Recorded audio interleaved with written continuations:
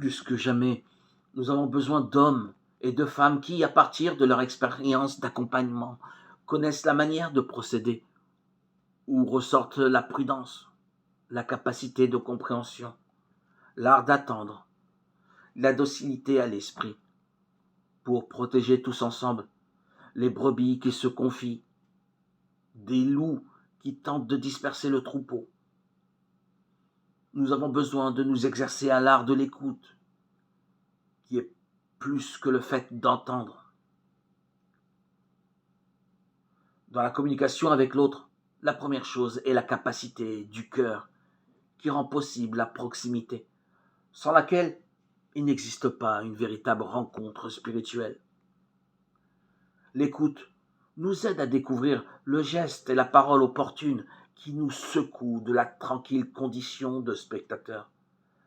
C'est à partir, et seulement à partir de cette écoute respectueuse, capable de compatir, qu'on peut trouver les chemins pour une croissance authentique, qu'on peut réveiller le désir de l'idéal chrétien.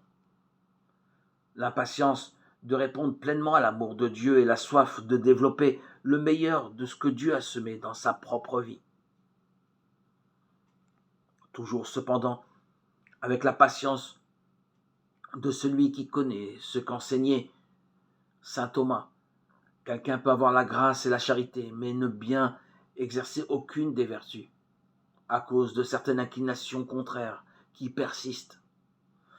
En d'autres termes, le caractère organique des vertus se donne toujours et nécessairement, bien que les conditionnements puissent rendre difficile les mises en œuvre de ces habitudes vertueuses.